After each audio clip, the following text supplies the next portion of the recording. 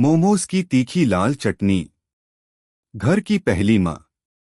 गांव के एक छोटे से इलाके में, जहां हर किसी का चेहरा जान पहचान का था, वहां एक घर था। उस घर में रानी देवी और उनकी बहू मीरा रहती थीं। रानी देवी अपने गांव की सबसे प्रसिद्ध सास थीं। उन्होंने बहुत से घरों में सास का रोल निभाया था और हर किसी ने उनकी नीतियों को अपनाया था। वो बहुत सख्त थीं, पर उनके भीतर एक खास तरीके की समझदारी थी जो उन्हें सास के रूप में आदर्श बनाती थी। अगर आप अपनी माँ से प्यार करते हो और उनको हमेशा खुश देखना चाहते हो तो चैनल को सब्सक्राइब करो, लाइक करो, जय माता दी कमेंट करो। बहुत ही जल्द आपको खुशखबरी मिलेगी। प्लीज वीडियो को लास्ट तक जरूर देखें। अब आगे सुने।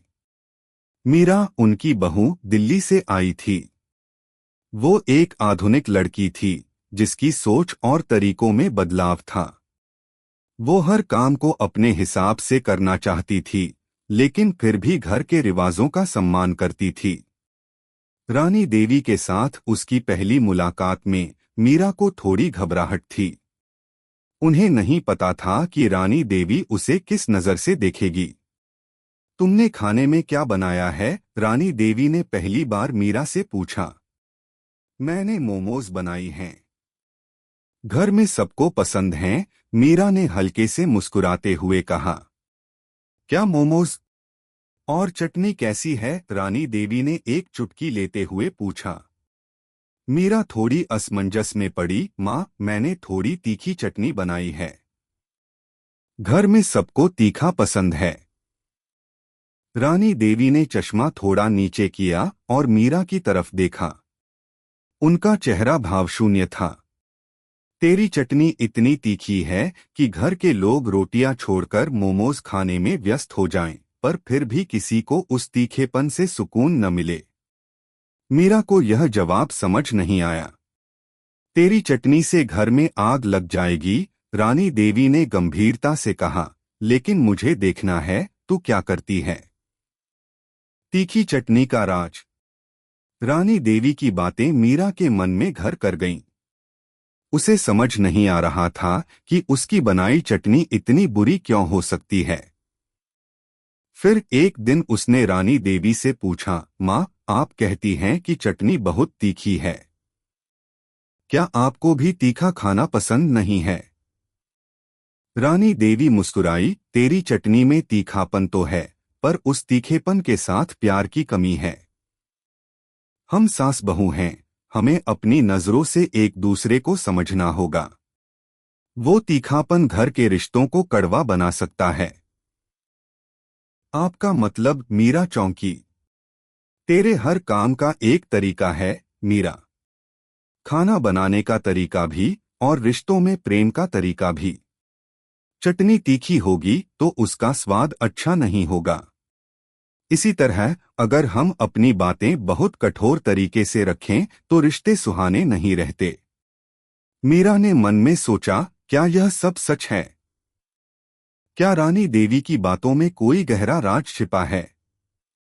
तभी रानी देवी ने मोमोज की चटनी को लेकर मीरा को एक विशेष तरीका बताया। तेरे बनाने के तरीके में कुछ कमी है। तेरी चटनी में मिठास का भी थोड़ा घोलने की कोशिश कर। मीठा और तीखा अगर एक साथ हो तो चटनी का स्वाद संतुलित होता है। ठीक वैसे ही रिश्तों में भी थोड़ा नरम होना चाहिए। समझ का सफर। मीरा ने रानी देवी की बातों को ध्यान से सुना। उसने मोमोज की चटनी में थोड़ा मीठा घोलने का फैसला किया। एक दिन उसने रानी देवी को चुपके से चटनी का नया वर्जन दिखाया। यह चटनी पहले से ज्यादा संतुलित और स्वादिष्ट थी। माँ, ये चटनी कैसी है? मीरा ने रानी देवी से पूछा, जबकि उनका चेहरा उत्सुक था। रानी देवी ने चटनी का स्वाद चखा। चेहरे पर हल्की मुस्कान आई। यह चटनी अब रिश्तों की तरह है। थोड़ी तीखी, थोड़ी मीठी और सबसे ज्यादा संतुलित। मीरा को समझ में आया कि जीवन में बदलाव लाने का तरीका केवल सख्त नहीं बल्कि समझदारी से भी हो सकता है। सास बहू का प्यार। समय बीतता गया। मीरा ने घर की हर एक जरूरत को अपनी समझ से पूरा किया और रानी देवी ने उसे खुद के अनुभवों से सिखाया। दोनों के रिश्ते में अब कोई दूरी नहीं रही। रानी देवी ने मीरा को एक और बात बताई, समझने का सबसे अच्छा तरीका यह है कि हमेशा अपनी भावनाओं को हल्के से रखो, जैसे चटनी में थोड़ी मिठास हो। किसी को भी कड़वाहट नहीं पसंद। दोनों सास बहू मिलकर घर को और भी खुशहाल बना रही थीं। मीरा ने न सिर्फ रानी देवी की बातों को समझा, बल्कि उन्हें अपनी जिंदगी में लागू भी किया। रानी देवी ने एक दिन मीरा से कहा, अब मुझे लगता है कि तुम मेरी बहू नहीं, बल्कि एक अच्छी दोस्त बन चुकी हो। मीरा ने हंसते हुए कहा, माँ, मुझे तो लगता है कि हमें अब सास बहू नहीं, बल्कि मोमोज और चटनी की तरह एक दूसरे से जुड़ा होना चाहिए। रानी देवी मुस्कुराईं और दोनों ने एक साथ चाय का प्याला उठाया। इस प्याले में तीखा नहीं, मीठा था, जैसे उनका रिश्ता। कैसी लगी आपको कहानी? प्लीज कमेंट करो, लाइक करो, सब्सक्राइब करो। धन्यवाद।